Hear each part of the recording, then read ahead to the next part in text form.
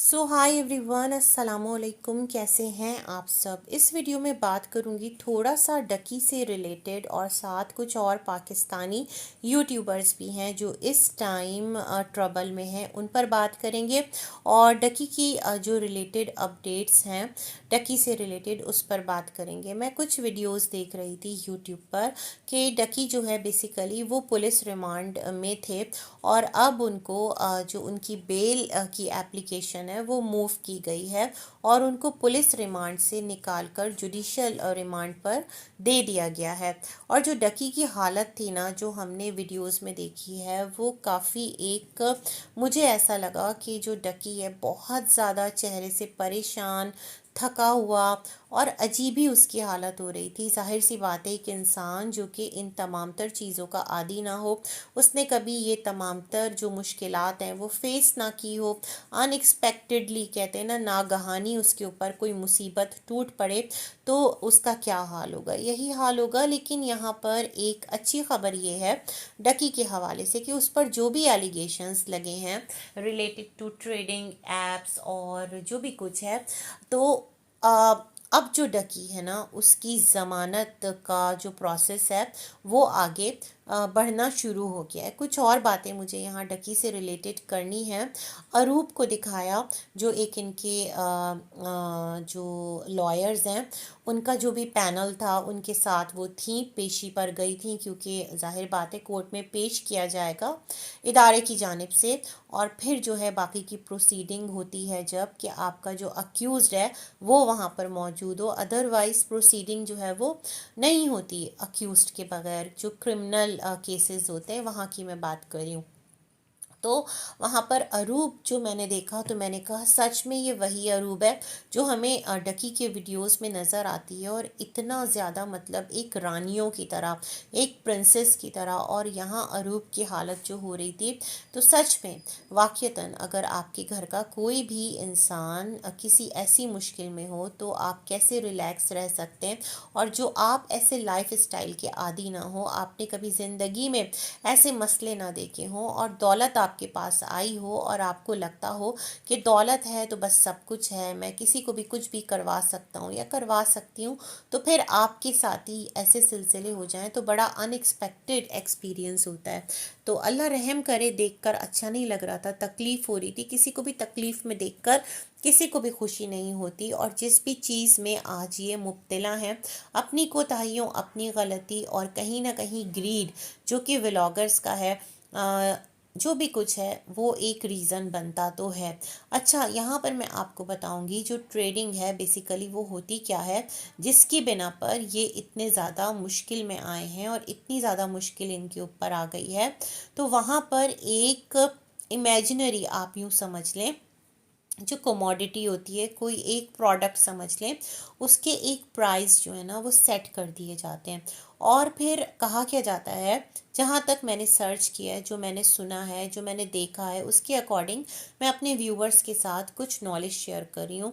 हो सकता है बहुत सारे लोग अभी भी कि हम क्या रातों रात ना कुछ पैसा इन्वेस्ट करते हैं सॉरी, और फिर यूं हम अमीर बन जाएंगे। हमारे पास भी नौकर होंगे, चाकर होंगे, बैंकों में अपने लॉकर होंगे, इस तरह वाली सिचुएशन, क्योंकि शॉर्टकट है।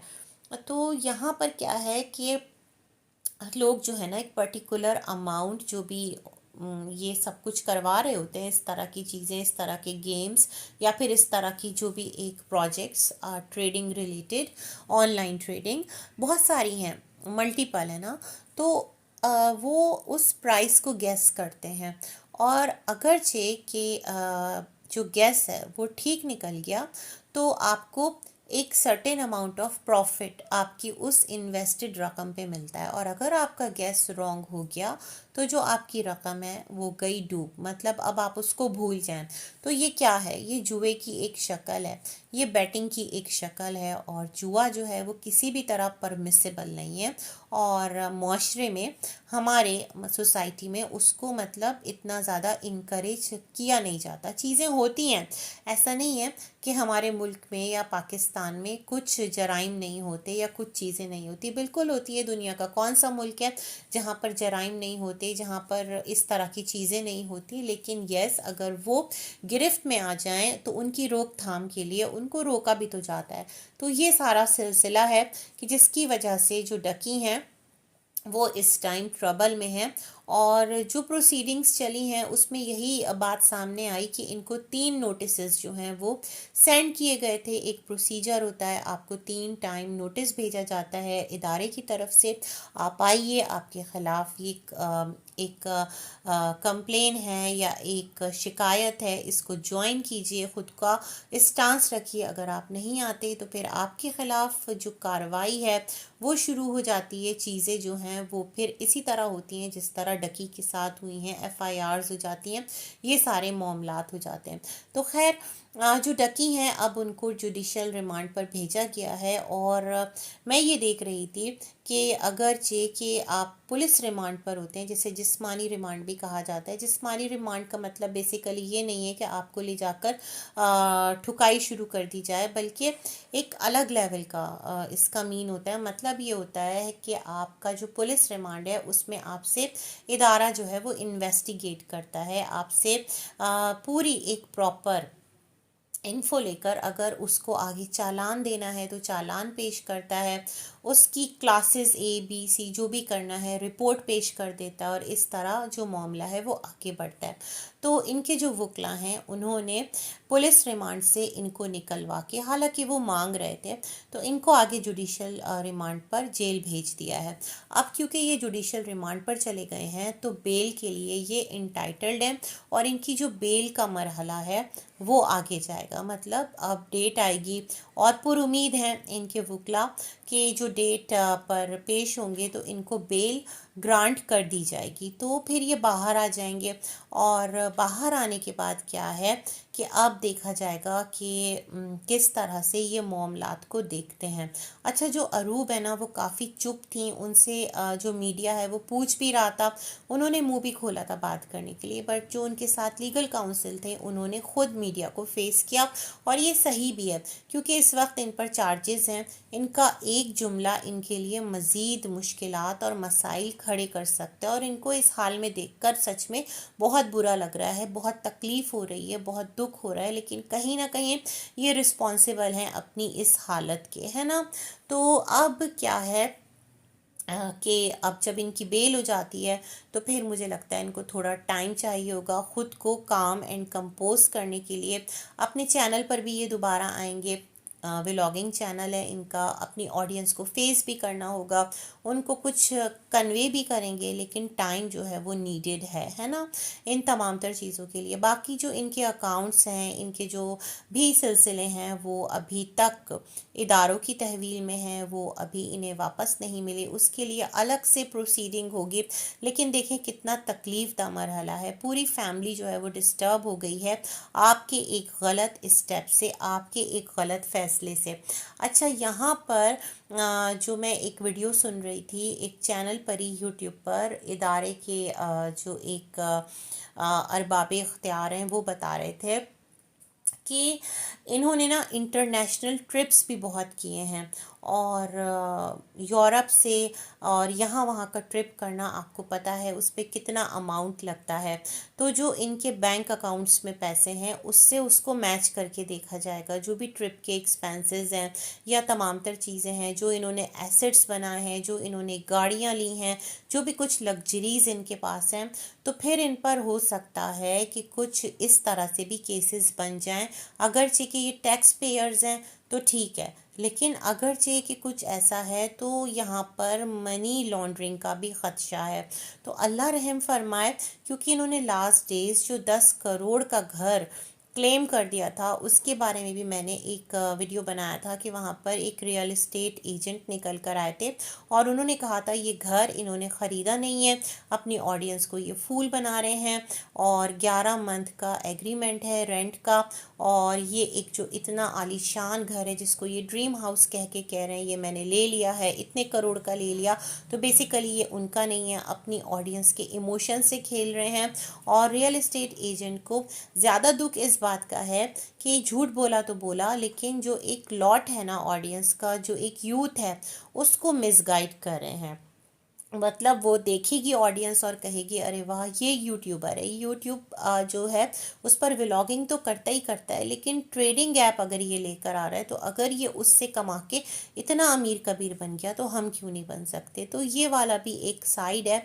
तो अब मैं सुन रही थी जो इनके वकला साहिबान हैं, इन्होंने आगे जो इस पर बात करने का सोचा है वो ये है कि यूट्यूबर जो है डकी, वो तो कई सालों से है, 7-8 साल लगा लें या 5-6 साल लगा लें, और जो ये ऐप्स हैं ये तो अभी लास्ट 1 ईयर के अंदर अंदर आई हैं। तो ऐसा नहीं है कि इन ऐप्स से उसने अपनी तमाम तर ज़िंदगी में फैसिलिटीज़ हासिल की हैं, बल्कि उसका जो यूट्यूब का एक एरा है, जो एक दौर है, उससे भी उसको बहुत कुछ अचीव हुआ है। तो बड़ी कॉम्प्लिकेशंस हैं, और जो यूट्यूबर्स हैं ना, जो बहुत कुछ दिखा रहे होते हैं, ट्रिप्स कर रहे होते हैं। मैं यहाँ पर मैंने पिछली वीडियो में कहा था कि सितारा मैं एक वीडियो बनाऊंगी, तो ये वीडियो इसलिए भी है कि जो भी चीज़ है ना उसमें क्लियर रहें और देख लें कि किस तरह से क्या क्या मामलात हो सकते हैं। और पाकिस्तान में बहुत सारे यूट्यूबर्स इस ग्रुप में ना अब आ रहे हैं। अब इसमें आप देख लें कि जो सिस्ट्रोलॉजी हैं उनका भी नाम सामने आ रहा है, और उन्होंने एक एप्लीकेशन जो है वो आगे दे दी है, अपने लीगल काउंसिल के थ्रू इदारे में जमा करवा दी है, जिसमें उनका कहना है कि वो फैमिली वेपर हैं, उनकी तबीयत इस काबिल नहीं है और उनको डॉक्टर ने बेड रेस्ट कहा है, ये तमाम तर चीज़ें। लेकिन दूसरी तरफ क्या है कि वो अपने व्लॉग्स में बहुत ज़्यादा एक्टिव नज़र आ रही हैं, अपने बेबी के लिए शॉपिंग करती नज़र आ रही हैं, घूमती फिरती नज़र आ रही हैं। तो जब इदारे आपको नोटिस भेज रहे हैं, और मतलब साइबर इदारे, और आपको क्या वो मॉनिटर नहीं कर रहे होंगे, क्या वो आपका जो एक्टिविटी है चैनल पर वो उनकी नज़रों में नहीं होगी।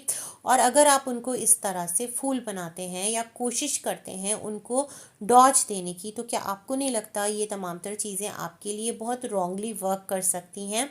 चाहे फिर आप खातून हो, चाहे फिर आप हजरात हों, दोनों के लिए। तो मेरे ख़्याल में थोड़ा सा जो एक रिस्पॉन्सिबिलिटी है उसको फ़ील कीजिए।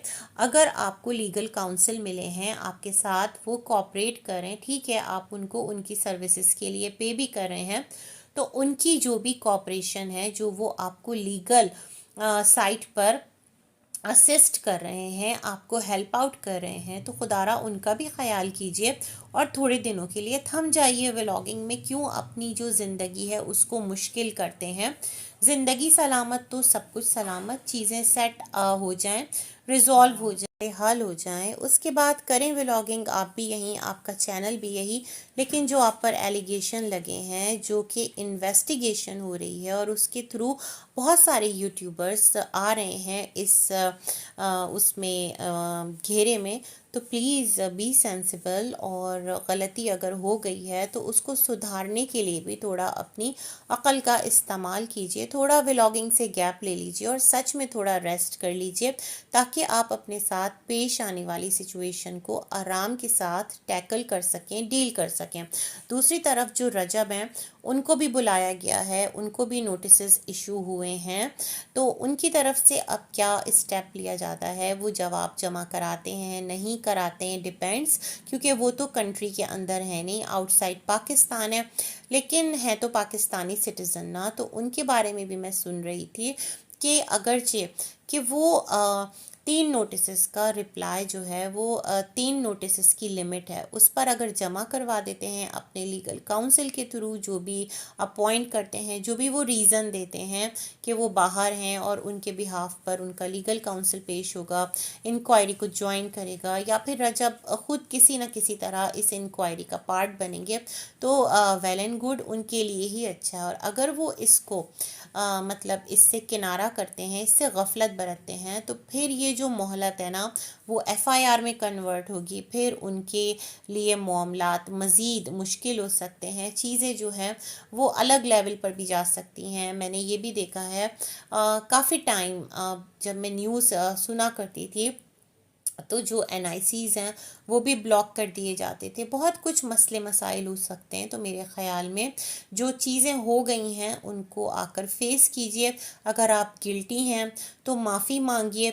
और मैं ये भी सुन रही थी कि ये जो डकी वाला केस है, ये बड़ा एक क्या कहते हैं, एक एग्ज़ाम्पल बनेगा, क्योंकि इसके बाद कानून साज़ी की जाएगी। जो भी कुछ है, जो भी इस तरह की ऐप्स हैं, उनके ख़िलाफ़ किस तरह एक्शन होना चाहिए और किस तरह इस चीज़ को यूँ ऑनलाइन जो एक ट्रेडिंग का सिलसिला है और बहुत सारे लोग इसमें अपना पैसा लगा चुके हैं, तो कैसे ना सिर्फ उनको इससे बचाना है, बल्कि जो जुए जैसी एक वबा फैल रही है नौजवानों में, शॉर्टकट फैल रहा है। नौजवान क्या, मेरे ख़्याल में हर इंसान जो कि अपनी लाइफ में कुछ अचीव करना चाहता है, सब लोग ही इस तरफ आ रहे हैं। तो इस चीज़ की रोकथाम के लिए कुछ इक़दामात किए जाएंगे। होप्स हो कि ये तमाम तर सिलसिले जो हैं वो आराम सुकून से तय पा जाएं, और इन यूट्यूबर्स को भी अक़ल आए, ये अपनी रिस्पॉन्सिबिलिटी को भी फ़ील करें। जितने भी इन्फ्लुएंसर्स हैं पाकिस्तान के, जो कि एक टाइम पर बहुत नुमाया नाम बन के उभरे थे, बहुत ज़्यादा फॉलोअर्स रखते हैं, बहुत ज़्यादा कमाया है यूट्यूब से, लेकिन आज देख लें कितनी ज़्यादा मुश्किल में हैं। तो ये कुछ मैं बात थी जो इनके हवाले से करना चाहती थी।